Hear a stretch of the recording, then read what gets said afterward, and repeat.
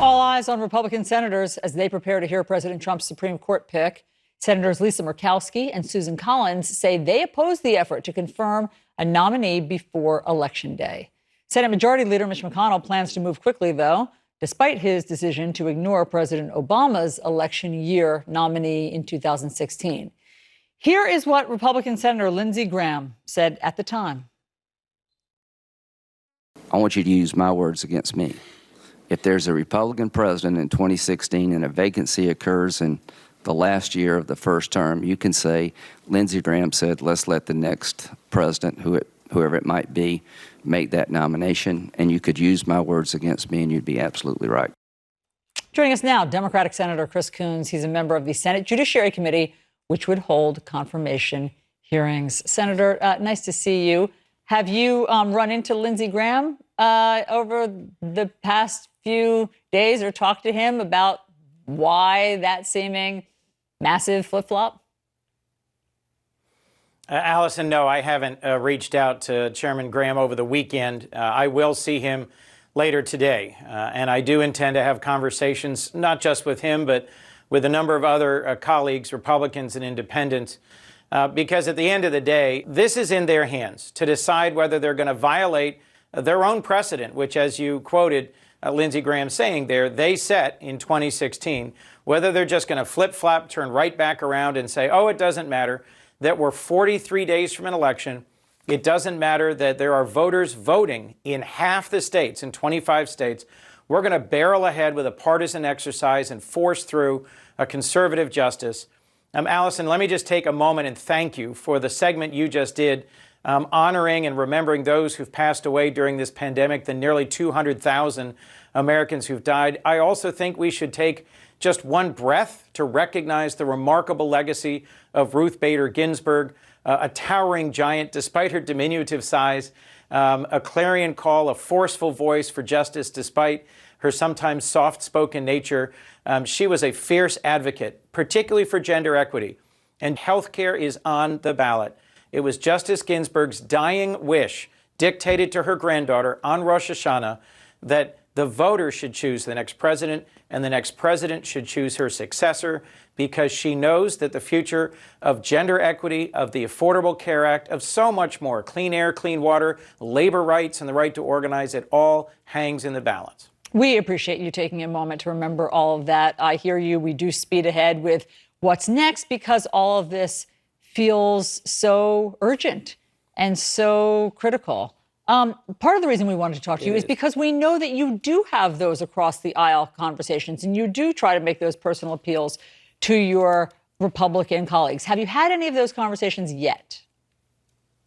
Yes. And what have they told you? Well, I'm not going to repeat it here on national television, but, look, I'm very grateful that two senators have come out with clear positions. In particular, Senator Murkowski of Alaska, I think, summed it up perfectly. Fair is fair. Senator Murkowski had just said on Friday, just coincidentally had repeated in an interview on Alaska Public Radio, that the position she took in 2016 should be the position that Republicans take in 2020, and then Justice Ginsburg passed away. It wasn't certain that she'd repeat that, but she has stuck to that position. I'm, of course, disappointed in a number of folks who are institutionalists, who are retiring senators, that they simply say, well, there's a Republican majority, so we're going to jam this through. The consequences for the institution of the Senate, for the legitimacy of the Supreme Court, for the American people are grave here. And I'll remind you, there is a case being argued in the Supreme Court the week after the election in which 18 Republican state attorneys general, with the support of President Trump, are trying to take away pre-existing health care condition protection from 100 million Americans. And we have 6 million Americans who've been infected in this pandemic, largely exacerbated by Trump's bungled response, who may now have new pre-existing conditions. And the Affordable Care Act protects women against discrimination by insurance companies on the basis of being women, which is exactly the sort of legacy that Justice Ginsburg would want us to fight really hard for.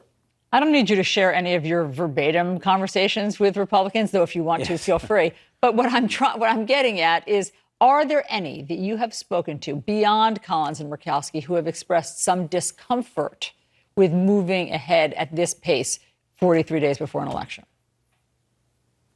Discomfort, yes. But, look, at this point, this is going to be a very tough series of conversations in the next few days.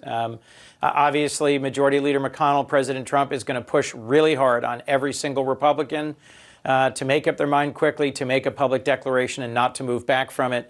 And at the end of the day, we're counting on a few Republicans to reflect on their conscience and to put country over party in this incredibly important moment. One of the things that you hear Republicans say, they invoke the Biden rule, the so-called Biden rule from, I think, 1992. He was speaking hypothetically. Do you have a response to them when they bring up the Biden rule and why that somehow makes all of this okay?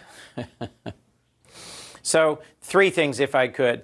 First, as I said repeatedly on the floor in 2016, they were misapplying a stray comment from 1992 if you went into the context. Anyway, it did not strictly apply.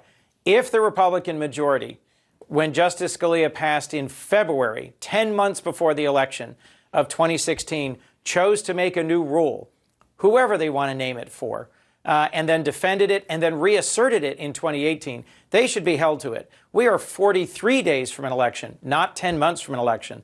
Voters are already casting ballots in half of our states.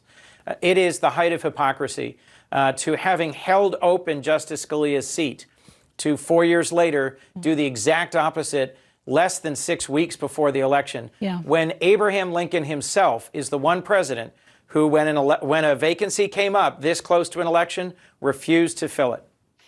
Here are some live pictures of protests in front of the Supreme Court, and I understand that Democrats are very upset and frustrated by the hypocrisy, but Republicans, many of them vote for President Trump for this very moment. They like that they're going to get a conservative Supreme Court justice. This is the moment they've been waiting for, and that might just be more powerful.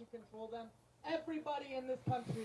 Well, that certainly has been a motivating factor for millions of American voters for decades. But my hope, my faith, is that there are millions more who see this moment for what it is, a moment of deep division in our country where Donald Trump personally has accelerated that division, a moment where his failed leadership on responding to the pandemic has cost 200,000 American lives,